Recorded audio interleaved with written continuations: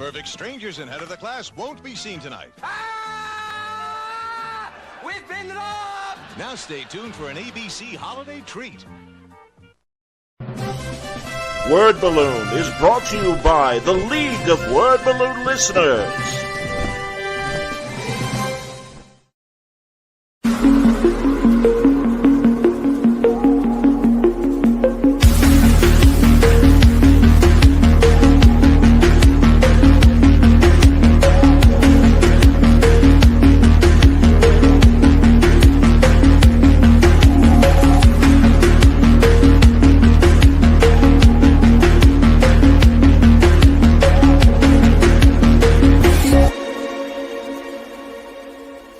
If you're here at Word Balloon, it's because you like comics, creators, conversation, pop culture subjects. Would you consider joining the League of Word Balloon Listeners? Patreon.com/wordballoon.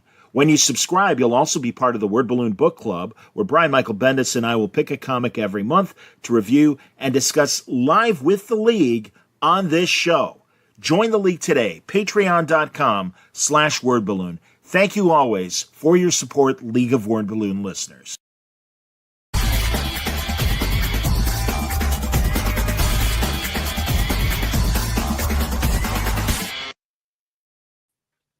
Welcome back, everybody. Good afternoon. It's time again for another Word Balloon Live, the comic book conversation show. John Suntress here, always happy to travel across the pond to talk to my buddy Paul Cornell. Great to see you, man. Oh, hey, lovely to be back. Absolutely. Well, you've got big things going on. You were very kind right before San Diego. You sent me an email and you're like, John, I have a comic book company that I'm getting started. So tell me about the new venture. Well, it's called Cosmic Lighthouse. And what we're aiming to do is publish graphic novels by best-selling science fiction and fantasy authors. And the first of those is by Adrian Tchaikovsky. Here we are. Salvation's Child, which is the prologue to his best-selling Final Architecture series of prose novels. So literally start here. And right now, this graphic novel, which is drawn by the wonderful Mike Collins, who everybody forgets he was the creator of Gambit.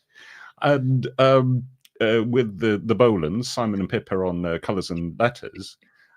This is up for pre-order right now on Amazon, who we're partnering with. We're partnering with Comixology Originals on this. And it's a 110-page graphic novel with extras in digital form for about the price of a cup of coffee, because we've got this really wonderful price point. And it's like $6. Wow, that's great, man. Yeah. And this is something Comixology Originals do. They sort of, there will be a physical edition to come in the future, but details about that when we get to that point. And I'm delighted by it. You should see, hey, the great Colleen Douglas in the chat. How wonderful.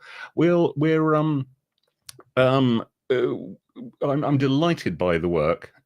Mike has never looked better, and that's the Steve Stone cover, who's the cover artist for the rest of the novel series. So it'll even look exactly right with your book on your shelf. Yeah, certainly. And it's portraying these huge concepts. It's about the future of humanity, where the Earth has been destroyed by one of those dirty great things, an architect, beings who pop up out of hyperspace, rip planets apart, and send their populations scattering. They don't even seem to do it out of malice. But anyway, our heroine and her child are in hiding in the human fleet, and it's starting to look like the child can anticipate when these things are coming.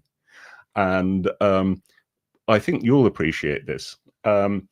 We have got a likeness rights going on here. There are, in Adrian Tchaikovsky's Final Architecture novels, a group of cloned warriors, women called the Parthenon, the Partheni. And they are humanity's first line of defense. And so we've picked an actor who's been photographed at every age. And Sophie Aldred has kindly agreed to be every single one of the Partheni in this graphic novel. Incredible. And she knew Adrian's work already because she reads the audiobooks of these books. Wow. Perfect. Yeah. It's I'm delighted to be Ace indeed. Yes, I'm reacting for those listening on audio. I'm reacting to people in the comments. It's all good. Absolutely, man. Yeah. You're doing it. I'm delighted, and obviously we've got several more in the pipeline from other huge. We're talking to some enormous names, and which I can't reveal to you. I'm delighted by being, actually putting something back. We've taken care to put ethical deals in place for everyone. Everyone who works on this book is getting royalties for a start, and it's nice to be. I've now discovered why every one of my editors felt so tired, but because I'm now on the other side of that. But at the same time, it's incredibly rewarding. And Salvation's Child will be out next year, and is, as I say, up for pre-order now. Thank you for giving me space to talk about it, because I love talking about it. We've got a website which is pretty basic.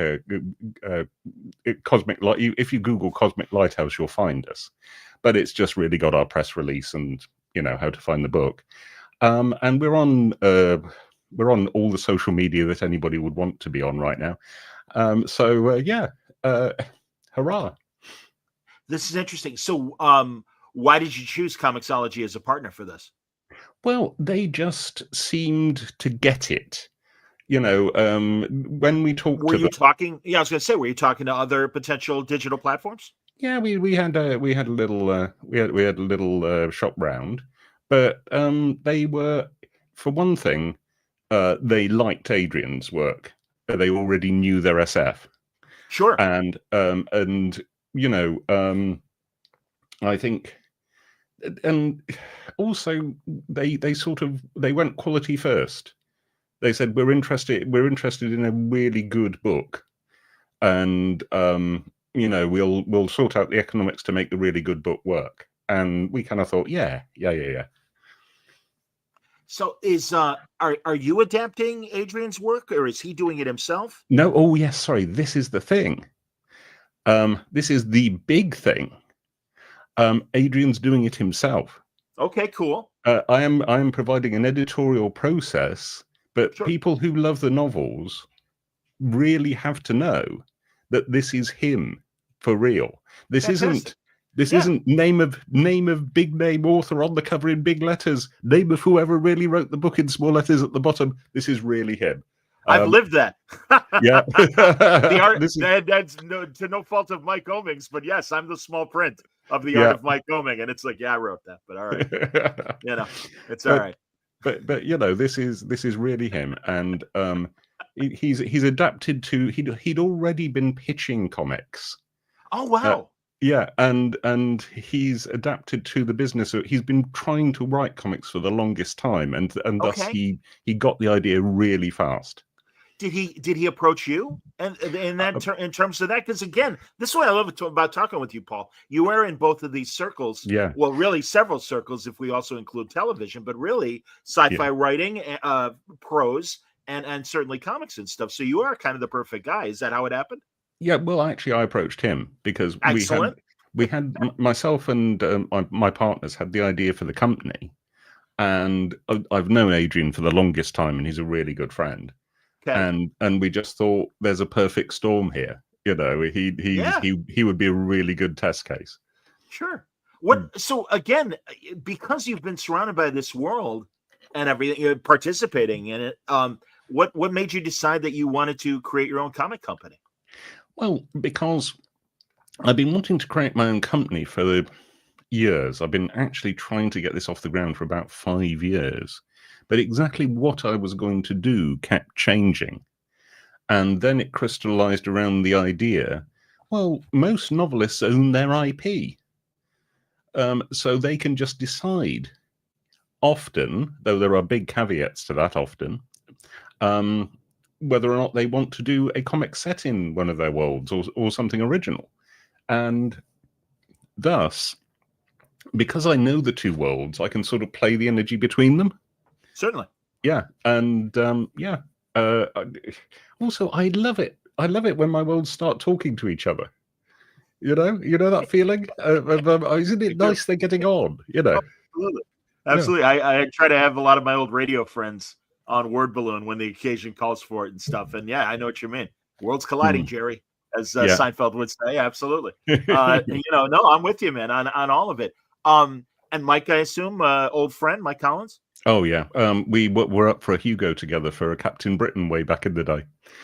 Shame on me, my man. Absolutely, of course. Yes. I mean, it's remembering the nominations phase from the Hugo Best Graphic Story Award. I think that's a bit much to ask. But again, you're regardless. You're certainly your bibliography and everything.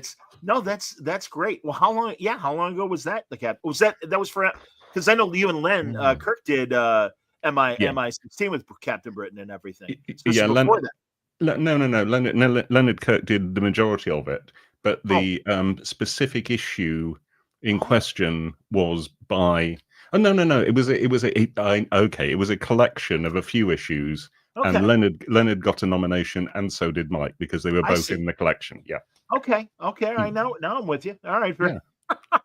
That's cool though, man. That's great. Now suddenly, you are still writing, Paul. I mean, is it hard to look at other people's work and not think, oh shit, I don't want to, suddenly subconsciously, hey, I got a great idea for an alien. Wait a minute. Oh, no. It's nowhere near that stage. What my editorial intervention is that speech balloon won't fit there.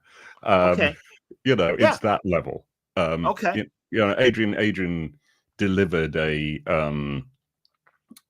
script for a 110-page graphic novel, pretty much fully formed, and I just my notes amounted to like 3 pages of maybe that's not going to work, but for a newbie it was fantastic. Well, I was wondering though, beyond this thing again, Adrian's adapting his own work and everything, but are you beyond this project? Are you are soliciting other projects, right? Or you're I would assume in the process of. Yes, and that's kind of when I ask, looking at somebody else's stuff. But again, is it all adaptations of these people's? No, go ahead. No, go ahead. None of them are adaptations. They're all originals, many of which are in their existing worlds. This is a new prologue to Adrian's existing series. This is book number 1. I appreciate the clarification. All right, very good. Yeah. But again, so no worries about you. All right, now I got my editor hat on, and now I'm back to writer guy and everything. No, I mean I know what it's like from the other side.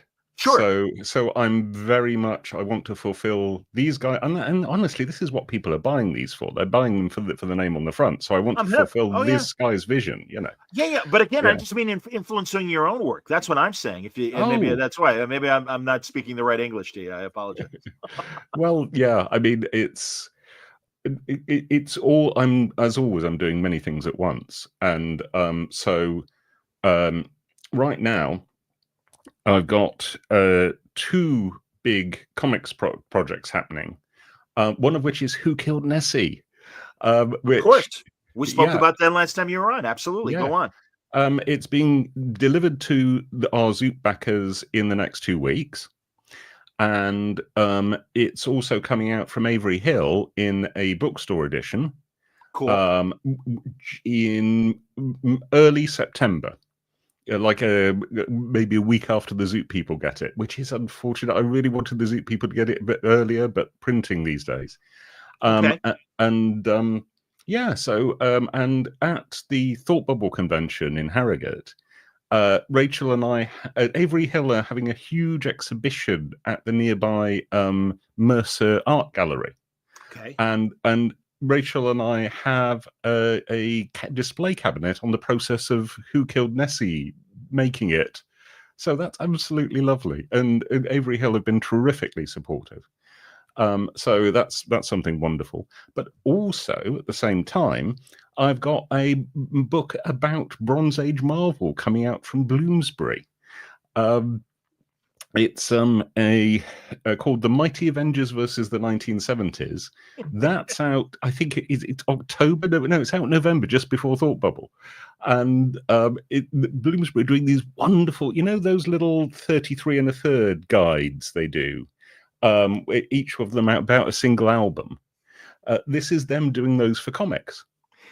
And so, a whole bunch of us have done, Yatasha Womack is doing one about Miles Morales, and Chris Ryle's doing Daredevil Born Again. And I've had in my head for decades a book about the Avengers in the 1970s, and this was my chance to write it. And so it's amazing how clear a story it is when you piece it together. It's basically, there's only really 3 major Avengers writers across the whole of the 1970s. And Roy Thomas, Englehart, and Jim Shooter, and then basically David Michelini just gets going, and there's quite a few other folk crammed in there under editor Roger Stern, and there are little interludes with others, but and each writer has such an obvious style. So nobody talks about comic style as stylists, and they're all immensely different and well defined, and they all bring stuff. And I'm writing from, I think, is a fairly unique perspective in comics fandom. I'm trying to be nice to them all. I'm trying to be kind to all of them. And because, they're in their 20s largely. They didn't expect their minor spats to get talked over decades later. Well, that's true. And, I feel great sympathy for all of them.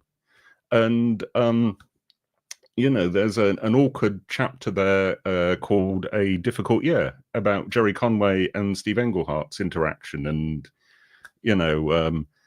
which I just look at and think, I wish I was in the room with them both. I'd like to have got them both a cup of coffee and said, no, hey.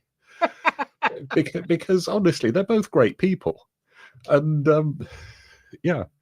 I'm with you, man. No, I've had the pleasure with both of them. And absolutely, in fact, I just saw Englehart at Terrificon in Connecticut just a couple of weeks ago. And it's so funny, man, because I just did a Fantastic Four seminar or a panel, and really, try to get them to talk about the styles and how it complemented their runs on FF and everything. So I can appreciate that. Please continue. I mean, Englehart actually stops and starts again. He's got 2 distinct phases: Celestial Madonna, the Mantis, right? The Mantis story, and he absolutely wraps up all of his themes and all of his plots at the end of Mantis, and then starts again and does that amazing Serpent Crown stuff, and then it all falls apart. But which is a bit him, a bit Marvel, a bit just events. Yeah. So was Jerry the editor then, or is Jerry becomes editor-in-chief right at the end of Steve. And does he swipe Avengers from him? And because that's where those. No, that's the crude version. That's Yoko broke up the Beatles. That's the thing that really isn't the case. And that's why, Paul, we turn to you for the real stories. Yeah. All right. And if you want to tell now, I don't want to spoil your book. No. I mean, no spoilers. And it's history. Yeah, but No, clarify honestly, man. No, please, because truly, I know stories are more nuanced, or I should say, the reality is always much more nuanced. And I am always on podcasters who go for the cliff notes and not really, So please, I think it's an awkward bit of miscommunication and mutual distrust. Okay. Well, and that was that. Unfortunately, yeah. I mean, being editor in chief, forgive me, is this hot potato, and I know there was a lot of resentment, and also not only from the rank and file at Marvel, but also the superiors, and that's why they eventually went with Shooter and everything. And it's like, look, enough of this editing your own books and taking the cherry gigs and etc. Well, Please. no, I don't think Jerry can be accused of that. Honestly, I like every Jerry, by the way, a lot. yeah, oh yeah. Basically, And I like Steve a lot. they all take 6 weeks as editor-in-chief for a bit in that year, and Yes, and they all resign of their own accord because they can't stand it. And it's yes.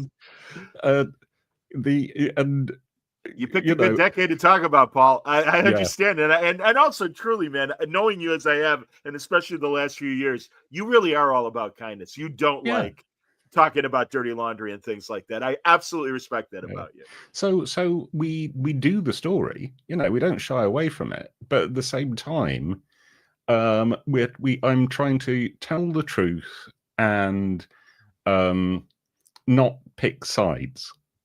Also, I get to do lovely little things, like I do a whole little chapter about Steve Gerber's one issue, because I love it. I forgot it was only one issue. Yeah, that's great. That's hilarious. You forgive me. Isham has a question. He wants to know: did Jerry Conway really have to deal with a witch's coven when he was editor in chief? Well, that's what he says in a video interview, that that he finds when he becomes editor-in-chief, he finds the interpersonal dynamics at Marvel really difficult to deal with, because everybody is part of some clique or gang, and you can't move this person around because of this person, and including a coven. Yes. Insane. That's fantastic. I thought he was pulling our legs, but that's fantastic. I hadn't heard that. Well, he might be, but that's Jerry from a video interview. Yeah, right. I'm hip. No, I get it. That's insane. That's great. So that's really cool, and that's coming out in November. Yep. All right. Well, you're gonna have to send me in advance, and we're gonna have to come back and talk about this in length, because truly, and also I really am fast. Sean Howe's book, his Marvel history book, warts and all. No, well, too many warts. No disrespect to Sean, but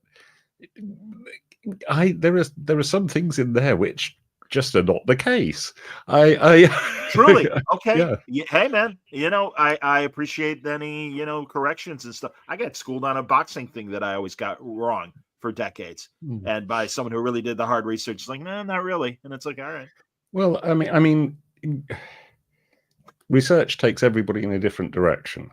And I'm sure that there is lots of. I think there's stuff in there. It's just what he's got told, and he's trusting his sources. I don't even know the man. I don't want to belittle his work. And it's certainly an exciting read. It's a great read. Yeah. But I think. I'm not in competition with anybody. I'm just dealing with my own little stretch. Yeah. No, I respect that, man. No, absolutely. Hell, I'm transcribing my interviews, and I'm in no competition with others who've done the same and everything. So, I got to say, I'm not there for the drama. I'm there for the art. And, I respect. Okay. There's actually getting to say what was great about what Roy Thomas did. This is I believe finding finding words to describe the style of each of them, and pointing out what they keep coming back to and what their strengths are.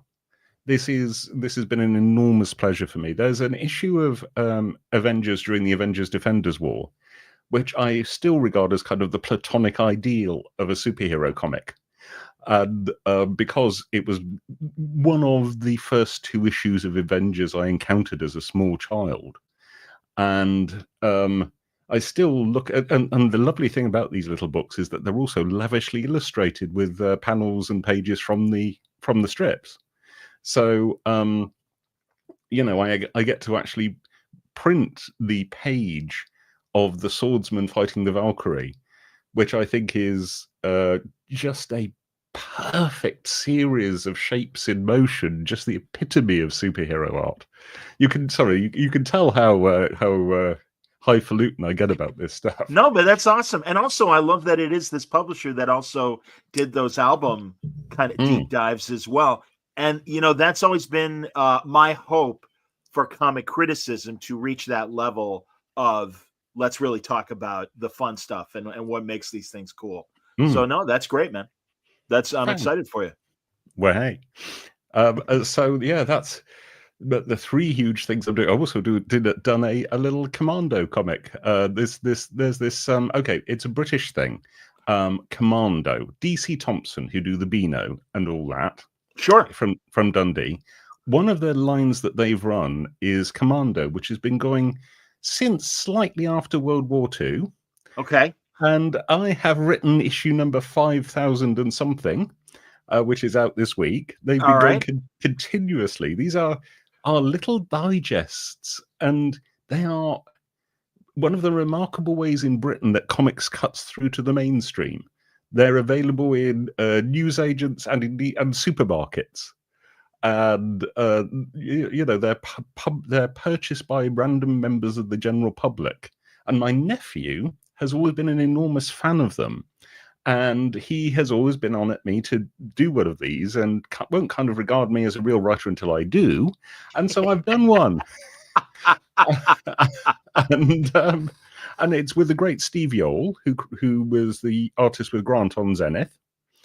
And we tell a lovely little contained 64-page war story about, and it's kind of based on a real story, well, real-ish, some doubt has been put forward, of a South Korean who fought in 3 different armies across World War II, having been captured and put into prisoner battalions by each of them. Wow. And made his way from one side of the continent to the beaches of Normandy. And wow. having at no point decided to join an army. It's crazy. Yeah. So mine is a fictionalized account simply because there's not enough detail about this guy's life. Okay. There's a picture of him on the Normandy beach going, ah. But that's great. No, exciting, man. And also, listen, I've truly, the times I get to talk to Garth Ennis, I'm always happy to talk about his war comics and stuff. Yeah. And really, it also informs the dumb Americans, because truly, sadly, even prior to our current administration, a lot of stuff is really written of, well, the Americans did all this in World War II. And it's like, yeah, the Allies had a lot to do with the victories. I don't know how to break it to you.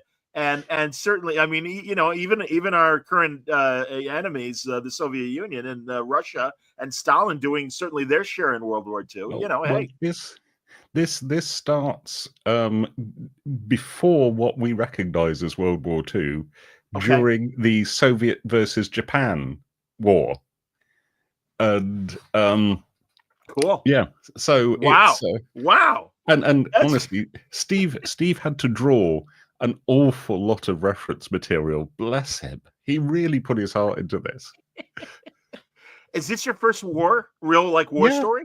Yeah, it really is. Wow. Yeah. Wow. Cool. No, I've gotten occasionally some publishers have brought over those kind of digest size. They're only sometimes they're only 2 panels or even a single panel or whatever. Yeah. 5 by 7 kind of. DC Thompson start to get antsy if you put 3 panels on those small pages. Yeah, they really do. I get it. Well, I get it. I mean, the size of the format, sure. It also reminds me of those early 2000, and I forget the imprint, if it was Piranha Press or whomever at DC, because that's how I discovered Victor Santos working with Azzarello on Filthy Rich. Yeah, and that was only 2 panels per page, and it was just slightly bigger than a paperback per se. No, that's great, man. I'm excited. Nice now, format. Writing that way, is that hard to map out? Yeah, it's a difficult format to learn, actually. The beats sort of come in slightly different places, and when you read a Commando, you think, oh, there's a lot of explanatory caption here. The caption will take you quite a lot of the way to what's happening. But actually, that's because you can't do a full dramatic scene and then have a beat and a page turn. you've got like two images. Yeah. Sure. And so you're going to be putting info into captions. And it was an interesting thing to learn. God, it literally is reverse of modern day regular traditional comics. And really, this is kind of a Silver Age approach. I know, and especially given that you're reading the Bronze Age stuff, but even go back 10 years earlier, all those great Superman comics where, Superman flies off and the caption box says that, and then the action shows that, and in his thought bubble, while I'm flying off, and they're all saying the same thing. It's more like we can't do the 4 or 5 panels that will establish that our hero has been taken by truck from this place to this place. We just have to tell them. Right. Yeah. Almost like a radio show. Yeah.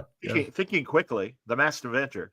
By the way, I really enjoyed that audio drama that you did a couple of years ago and everything. And one of our previous conversations. Oh, thank you. Clancy adaptation, as I recall, right? I'm doing this without my research. Yeah. We won a few awards for that. Quite pleased with that. Won the Scribe Award at San Diego. Fantastic, dude. Well done. That's beautiful to hear. Way to go. Me and my podcast partner Liz Miles, we're now writing comics together. We've had our first comics commission together, which is lovely. Oh, wonderful. But we're now doing a new podcast called Telefantasy Time Jump, where you would love this actually. Let's hope. But we're watching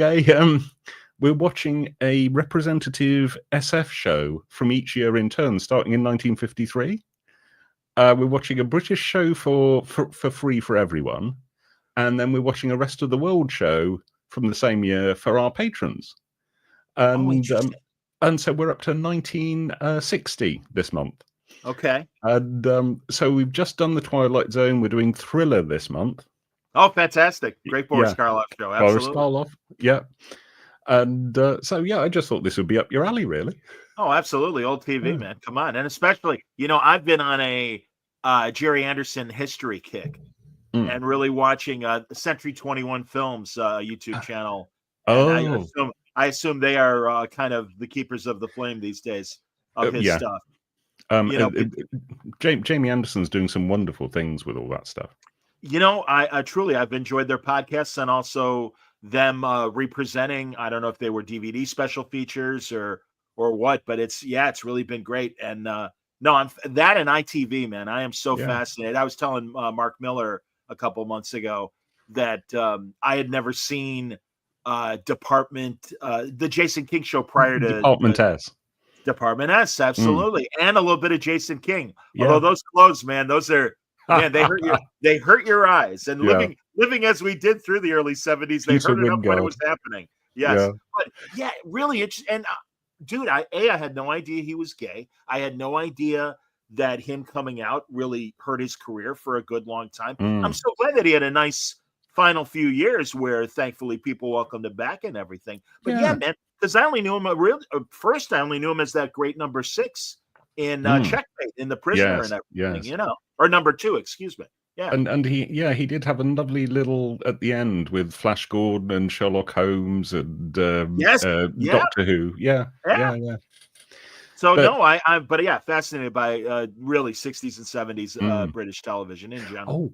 And the lovely thing is, the two of us, me and Liz, have been asked to pop up, do a commentary track.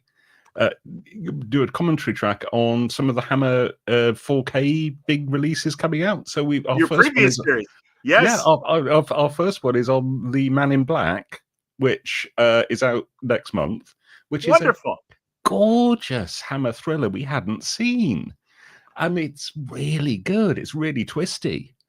And when is Men in Black from? It's from, now you're asking me off the top of my head, it's from 1930 something. Oh, wow. Oh, no, wait a minute. No, it's not. Forgive me. I'm thinking of, no. It's from just before the Quatermass experiment. Okay, very cool. And it's got a young Jimmy Sangster working on it. It's the Man in Black is a radio host, Valentine Dial. And he. Oh wow, the Black Guardian, correct? Yeah. Wasn't he? Yeah. Go ahead. And so everybody. So this is a new story of the sort of thing the Man in Black was introducing on the radio. Understood.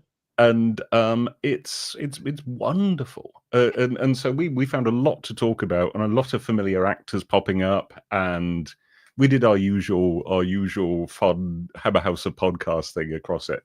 So like everything else in my life, it's out in September, and they've asked us back for another one, which I can't mention the title of yet, but Hammer are doing a wonderful job with those. Those 4K Blu-rays are terrific. And they're dotting them all across their history. They started with Captain Kronos, and they're doing the thrillers, and then they've just announced the big one. They're doing Curse of Frankenstein with all the bells and whistles. And but no, it's lovely. It's lovely that they're getting into the archive too, and Jamie Anderson's involved with them as well. The two companies, Anderson and Hammer, are very much talking to each other these days. That's really cool. Now, so for your TV thing, because I know there were the Brian Dunleavy Quatermass films, but then of course originally Quatermass was the TV thing, right? Yeah, I mean, I imagine you covered that in your years. Am I correct? Yeah, we watched the TV versions, of course, and yeah, we did the first two, but then, causing sheer horror to a lot of our listeners, there were other things in 1958 that we felt we should do instead. Good. Okay. Yeah. Well, and although Quatermass and the Pit is kind of the best, we'd done Quatermass. So what shows? I got to listen to the podcast. I look forward to it, Paul, because you're a great podcaster. I say this with full confidence of 20 years of doing it. It is really great to have you part of the brethren. So and sisterhood to your co-host as well.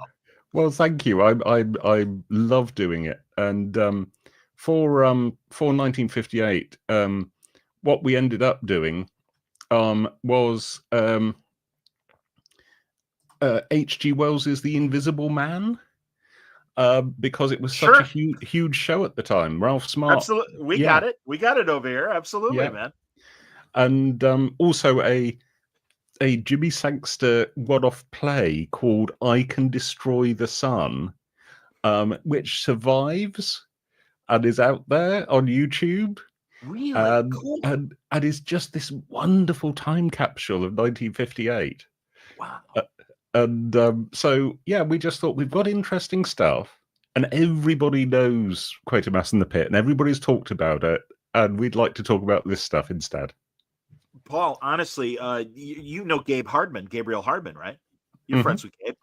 Gabe and I'm not say friends, but I mean, friendly. Yeah, friendly. Yeah. All right, I just don't know him very well. That's all I'm saying. Yeah. Well, no, I'm so sorry we didn't know about this one-off because we were doing Kinescope for a while during COVID and talking about a lot of live television that's thankfully survives and you can find on YouTube. And I'll be honest, we really didn't do a lot of British, if we did any. We mostly stuck with the American product. But I know since then, I keep discovering various, one-offs and everything that thankfully somebody hung on to. It's to search for all the great Doctor Who's of the 60s that are still being uncovered. And I do love those stories of, hey, in Zimbabwe, we found 3 episodes. Yeah. Great. Fantastic. James wants to know if you love the Tamarawa people. Oh yes, very much so, and we'll be covering that when we get to the 70s. Sure. It's one of those shows I watched at the time, and yeah, I think it's very important. So yes, we will be doing that. No, it really is interesting how the genres play in, and again from the American perspective, in other countries, and the ones that and even just audio drama and how it has never gone away in a lot of the European countries, not only the UK, but other places and really globally. But Americans have literally just kind of rediscovered audio drama in like the last 15 years or so. Well, it's good.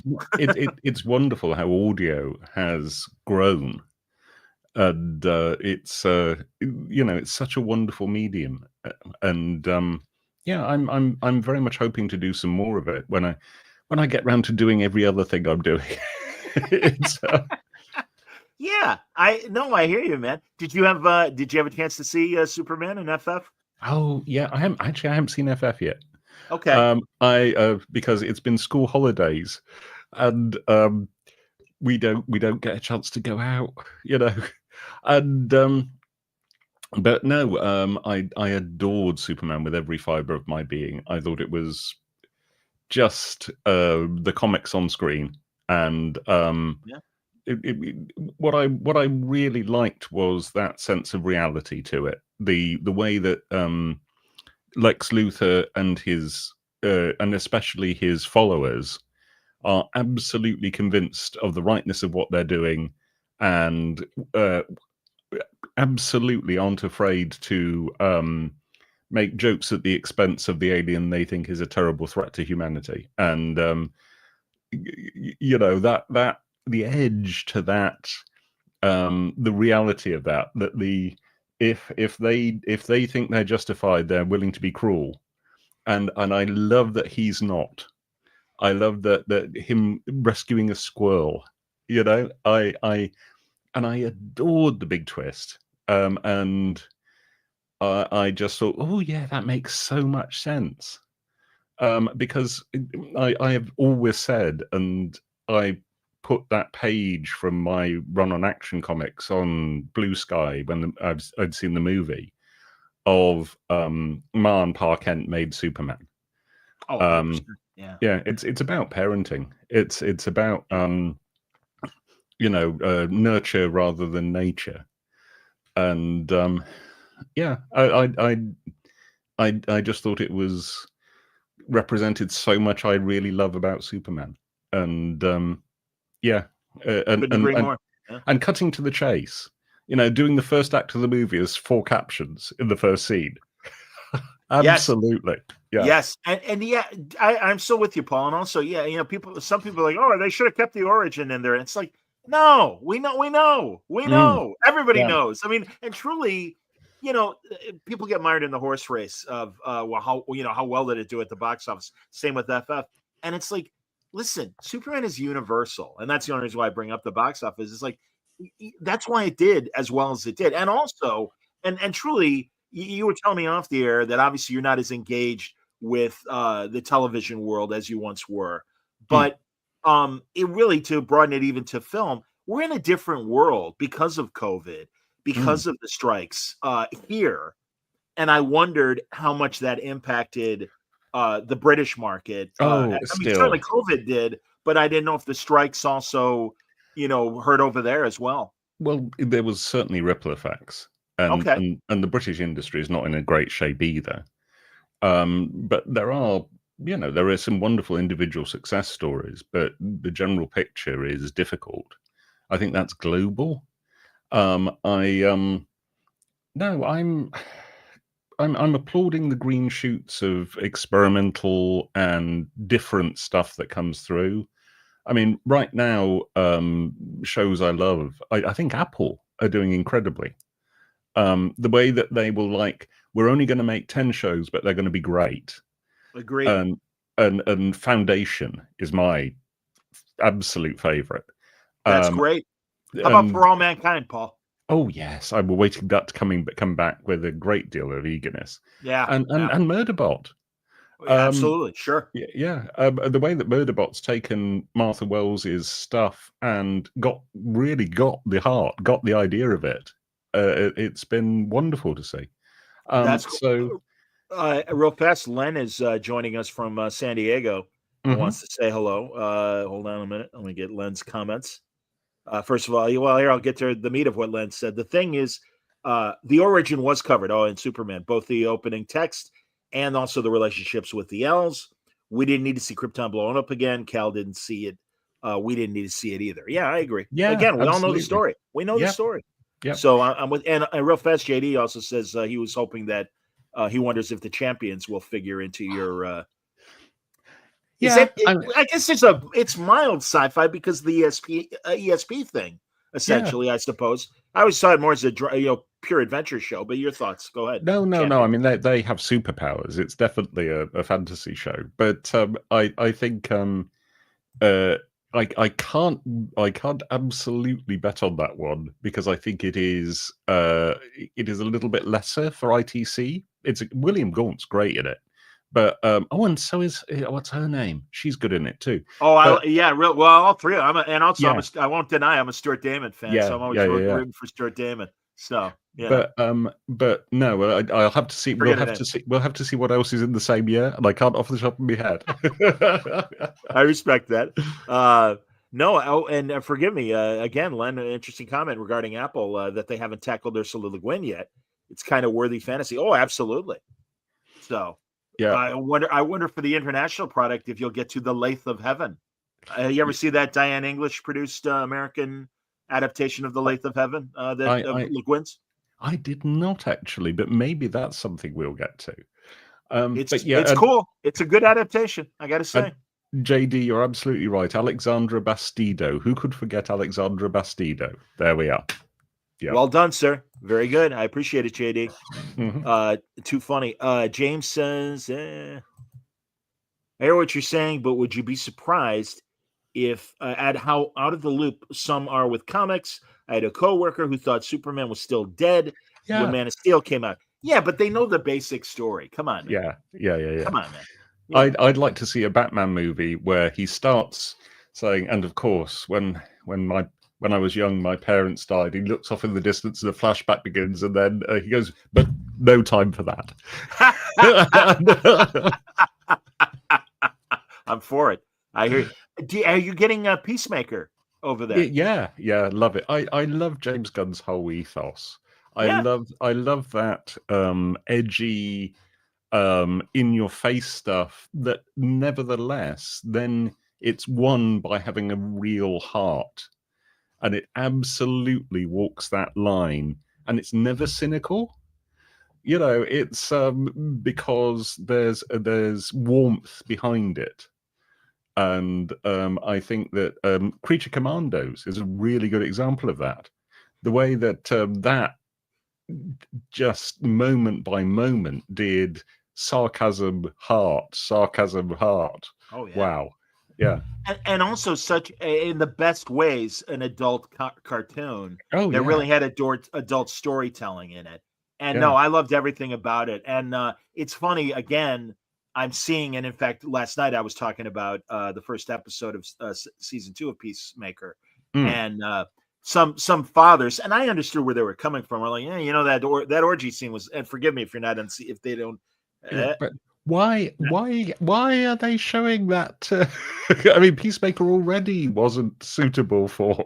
Right. Well, that was my point. Indeed. All right, good, because I was afraid, Paul, that there might be a delay. There is no delay anymore, is there, as far as release? No. I mean, we used to, as you know, a lot of the Tennant years and the Eccleston years of Doctor Who, we had to wait, sometimes months before we got what you guys already got, to do and see in the UK. But I guess those days are all gone. Sadly, probably because of piracy would be my assumption. Oh yeah, and when social media trails your stuff immediately around the world, of course you need to. Yeah. But all right, that's good. But yeah, I felt the same way. It's like, hey man, the guy has essentially a Klansman for a father. Maybe not the best thing to show your kids to begin with. I don't know. So it's like The Boys. Do you like The Boys? We've never talked about The Boys. I gotta say, I haven't seen it.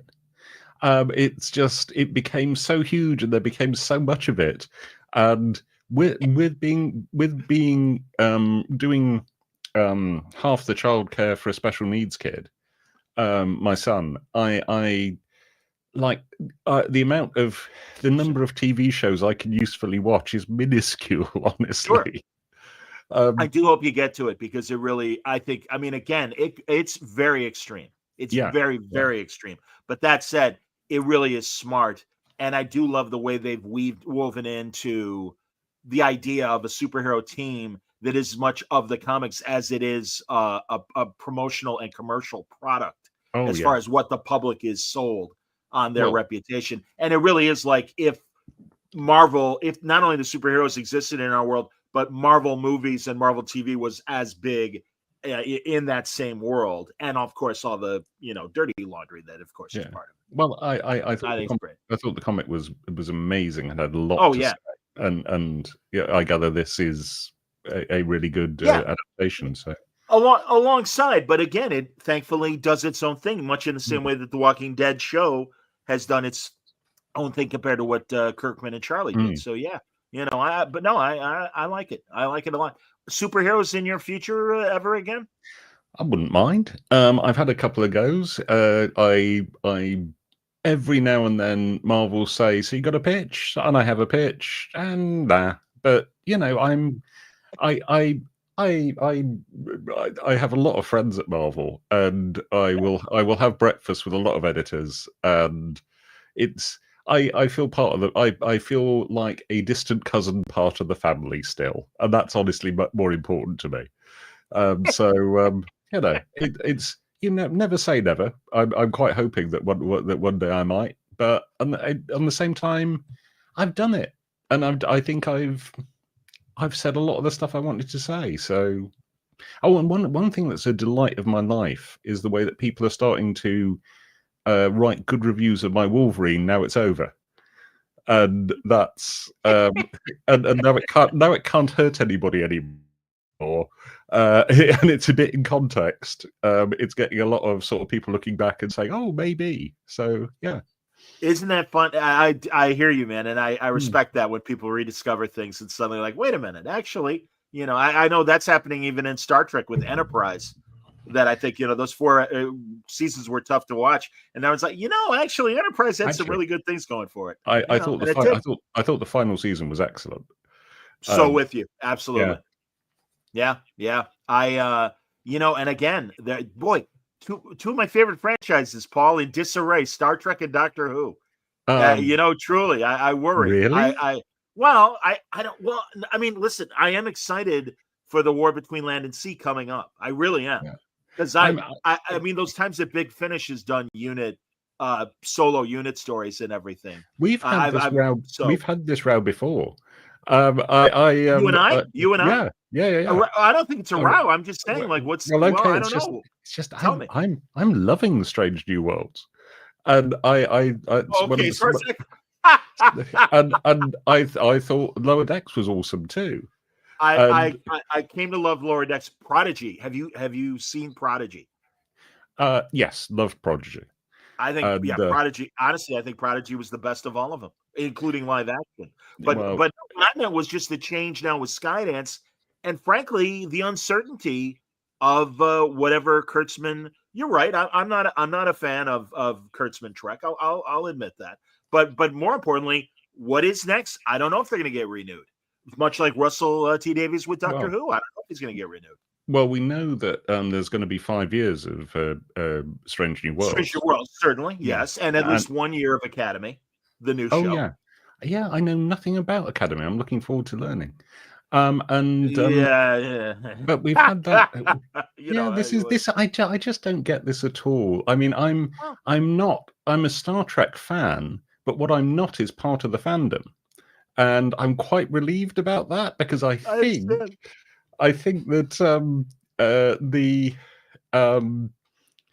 basically you're all convincing each other this is bad and it's not. Again, I don't want to waste a lot of time, but but I respect that, Paul, and I'm glad you like it. I don't know, man. I don't like it. And as far as Doctor Who goes, we've had that reassuring. We've had the incoming head of drama say it's not going anywhere, whether or not Disney pick it up. It's and that's they never say stuff like that. This is definitely a. Well, but also, my favorite album title, Paul, 50 million Elvis fans can't be wrong. And that's kind of the deal. Well, but now wait a minute. 50 million Elvis fans are often wrong about Elvis. I mean, it's my bigger point, obviously. Come on, Doctor Who is global. I get that. Yes, it will continue. It may take a rest. We might sadly fertile period of your writing career, we might hit a wilderness period again but not a long one. Between McCoy and Eccleston, certainly. Not with BBC person saying it's still going. That's I'm sure. I'm yeah. sure there are suitors, and I'm sure, but we don't know what the shape of it is. We don't know if Billy Piper is the next Doctor. We don't know if RTD is going to continue as showrunner. We don't know.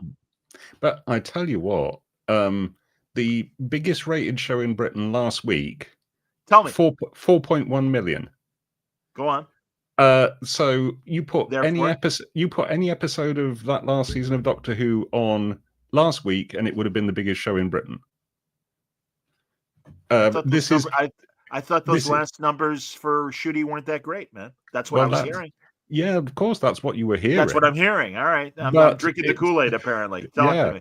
But there's just the numbers for broadcast television in Britain are tiny.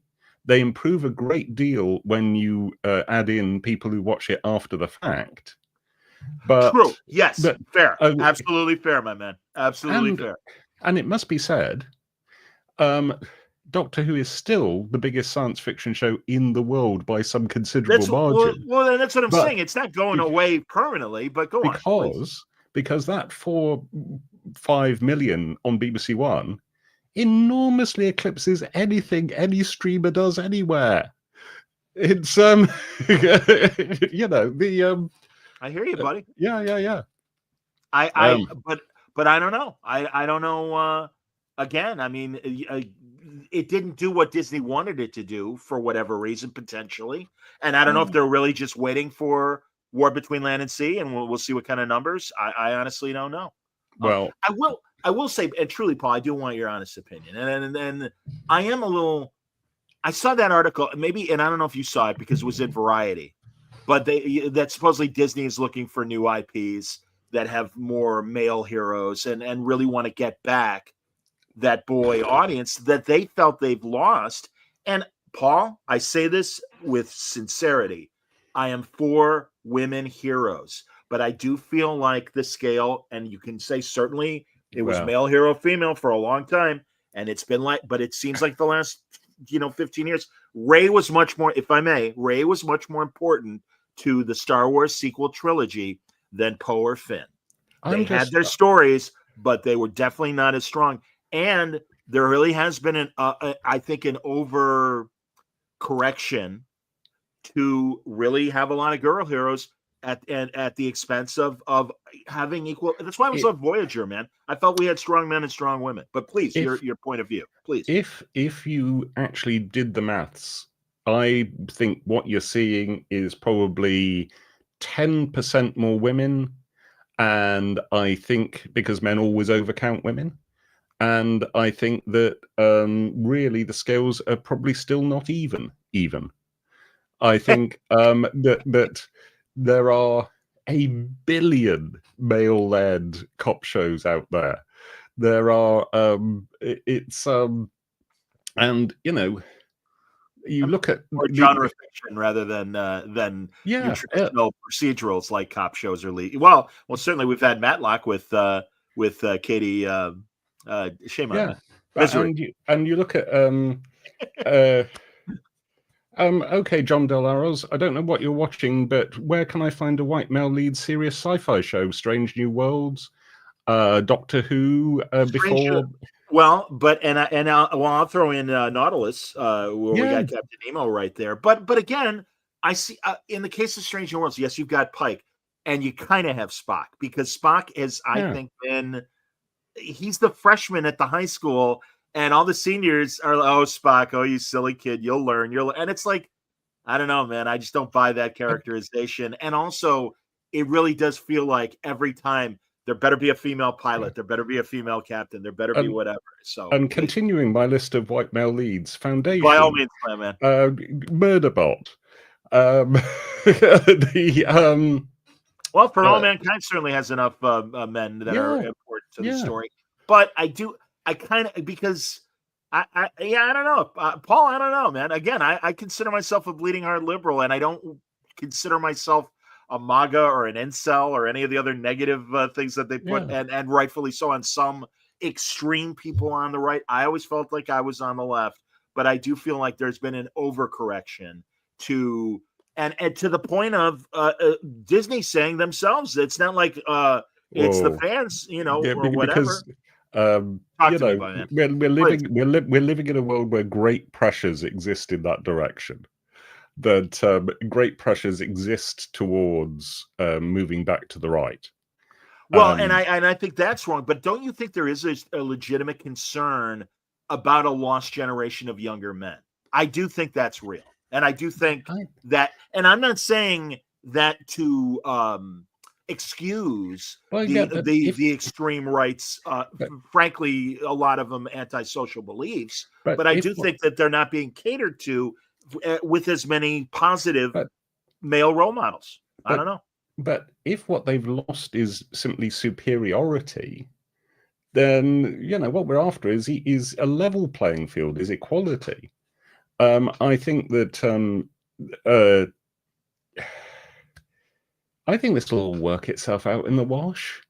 I don't I think agree this with is you. I don't think this is chaos. I think this is just Well, and also certainly I don't think I had a particularly unusual upbringing, but I never had a problem, cheering for the woman or the person of color as the hero, of and course. and and I don't think I was raised in any very peculiar way. I think the idea that we can only relate to people who look exactly like us, it's No, I agree with that. I yeah, absolutely agree with. I mean, hey, Ben Sisko is still my favorite all-time oh Star God, Trek captain. He yeah, was, because and I had the pleasure of telling Avery Brooks that to his yeah, face, and his smile in return. So because that was that's cool. because that's still the best track. But Amen, son. No, yeah, and I agree with you that it's not something. I owe Paul everything from a bad movie to a bad TV show. As far as if you didn't like a Marvel show or you didn't like a Warner Brothers or DC movie, I'm like, they're 2 years away from course correction because that's hmm, how long it's going to take for them to make a new movie and put it out there. And that's why even the soft response from the box office from Marvel for FF and Thunderbolts, they're good movies. They will outlive their box office. yeah. Gandhi beat Raging Bull for Best Picture back in 1980. I I And one we still talk about is Raging Bull. and That I kind. was I also would say that when Pike takes a back seat in Strange New Worlds, it's to Kirk, and Oh, that certainly not in this iteration, my man. and, and that Respectfully, and I that hate the way they're playing Jim Kirk, but that's fine. what? Whatever. Oh, Where oh, where are Paul, you guys where getting where your? is the charisma? Where is the Cadet Kirk knew what he wanted to be and what he wanted to do. And are you caught up? Are you all caught up on Yes, Strange New Worlds? yes. All right. I'll tell you. Also, where was Sam Kirk in that episode? That's Who? where you have Sam Kirk to go to Jim and go, "Hey man, I'm your brother. This is what you've always wanted. Relax. You can do this." Instead of, well, I don't know, maybe we need to relieve the captain and your Commander Kirk or whatever. And also, you're not a first officer. I don't buy what that bridge officer said to them. Well, he's had the big chair, but never in a situation like this. Bull, Riker, Sulu, Scotty, all of them in past iteration. And forgive me, the women that immediately aren't coming to mind. Kira. Kira certainly had her share of issues with having to be in the lead chair. I'm sorry, I don't buy Paul Wesley as Kirk. You He are doesn't have the charisma. absolutely. He This doesn't is have the command. this is My man, please ridiculous. disagree with me. I This is adore. ridiculous. I am always because Paul. Everybody, I'm not everybody, claiming. I'm right. everybody I talk to Talk to me, thinks please. exactly the opposite. God bless you, son. It's this is I love it. bizarre. This is great, man. is absolutely This bizarro. This is a It's conversation at the comic shop or at the pub post con. yeah. And I'm truly, Paul. And that's why I love talking to you. I respect the hell out of you, even if I disagree with you. And that's great, man. And again, it won't turn me away from your work. It won't turn me away from your opinions. Yeah. So tell me what you love about Wesley as Kirk. If you would. I think he's God followed bless you. I think he's followed Shatner's performance in incredible detail. And I think he's doing everything apart from the little ticks that people make comedy out of. I think that for the you audio are audience, John is absolutely saying crazy. that Paul Good is an God. emasculated. Well, I don't think he's emasculated, but I do think if they had kept Some him issues amongst your commentators tonight, I gotta say. Wow. John has his own channel, and is quite opinionated. Let me just leave it at that. But I will say that Paul Wesley, if they had left him as Lieutenant Kirk, I'd cut him a little more slack. But really, to already be a first officer and really be like, I just didn't buy it. And also that holodeck episode, the impassioned speech that Uhura makes about how great, this show could be an inspiration. Not the show you showed, not that ridiculous, almost in a lot of ways 70s Doctor Who with the alien puppet and things like that. I thought that their metaphor was not spot on through a lot of that episode, but that's kind of. That's kind of, and also they kind of did Shatner and Roddenberry talk about dirty laundry and stuff. It's like, man, you guys wouldn't have jobs if it wasn't for the foundation these people made. I didn't think that was very Roddenberry, and I thought that was actually part of the problem, that guy's not very like Roddenberry and isn't trying to be.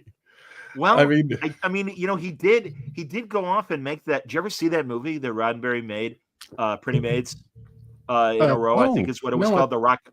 Oh, Paul, it is embarrassingly wrong in so many ways. And it really sadly kind of showed Roddenberry's kinky side, frankly. Rock Hudson is this like evil murdering football coach that's having sex with his students and everything. Right.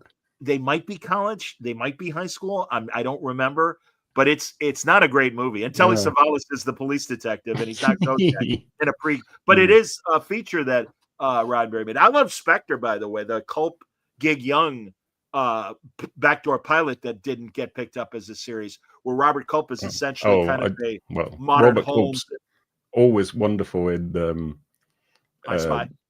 Yeah. And Greatest American Hero for that matter. Outer Limits, I was chiefly thinking. But of course, Demon in a Glass Hand, absolutely, man. The Architects of Fear, absolutely. Yeah. Oh no, come on. Yeah. Anyway, I hope I didn't offend you with this detour. No, Paul, not truly, at all. because, it's just it's always like venturing into an entirely different world, a parallel world with sight and sound where things are not the same, and but sci-fi used to unify us. We didn't have these issues.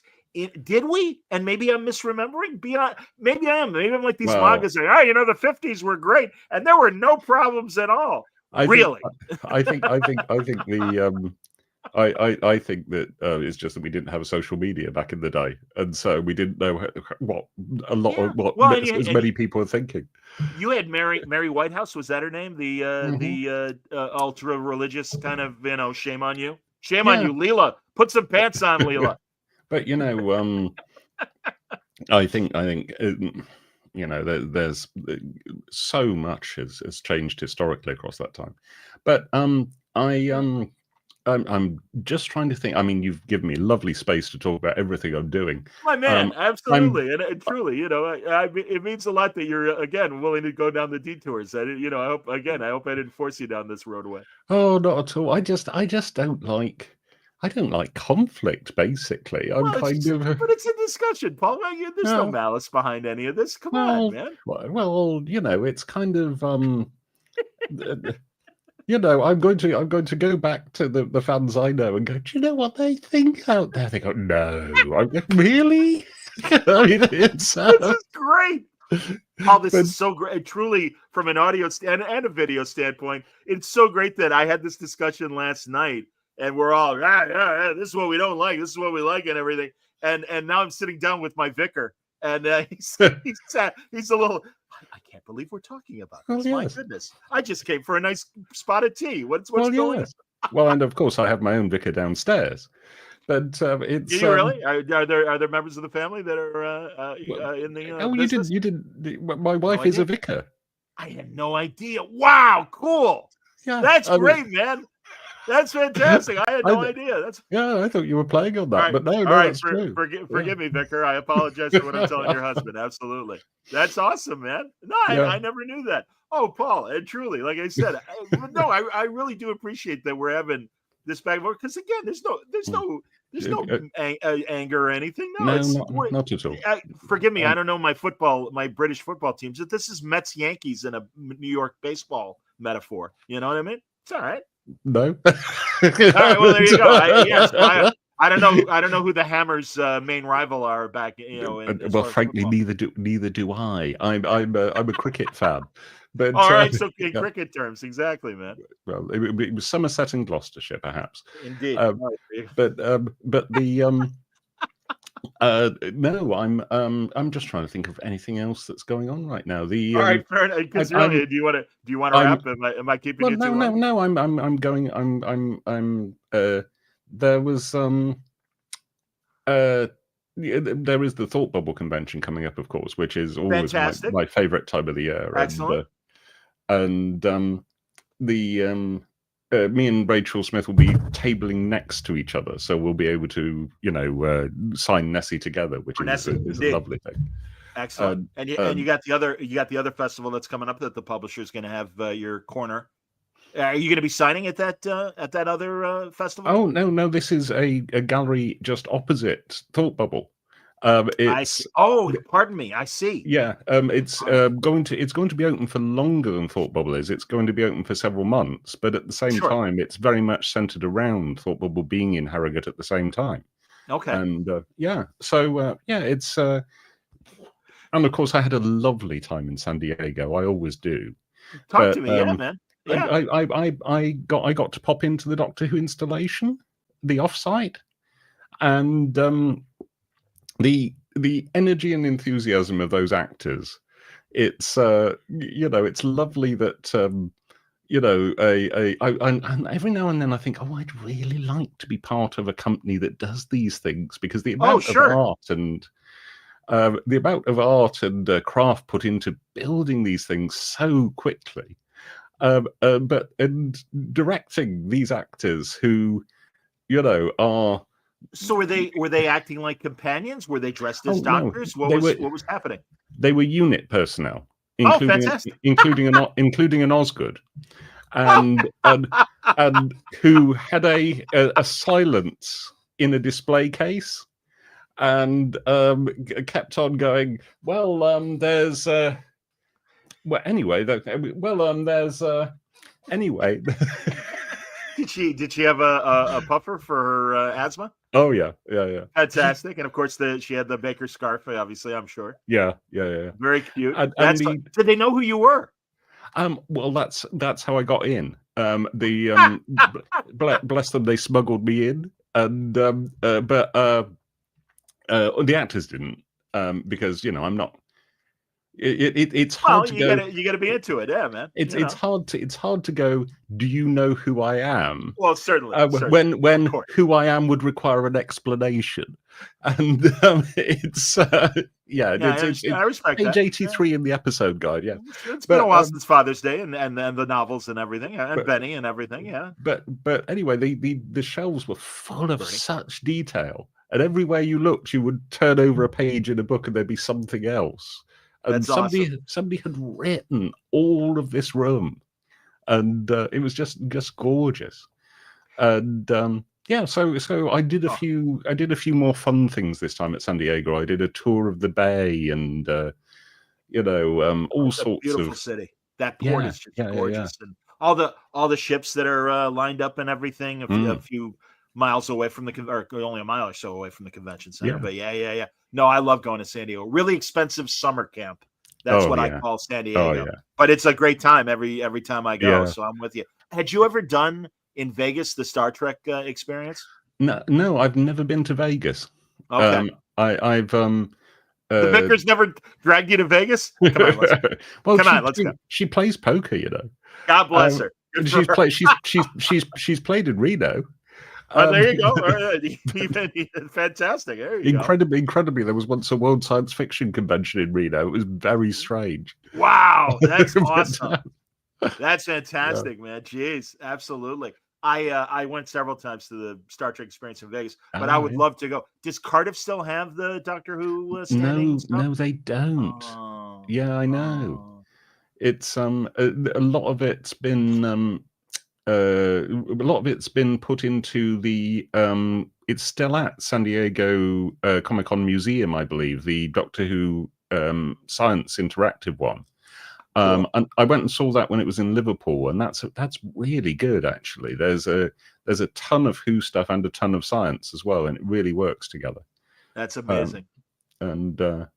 But anyway, it's been a delight as always, and thank you for having me. Oh, my man, absolutely. And I'm glad we ended on not disagreeing. Well, so that's what I thought. I thought let's have a nice chat towards the end, you know.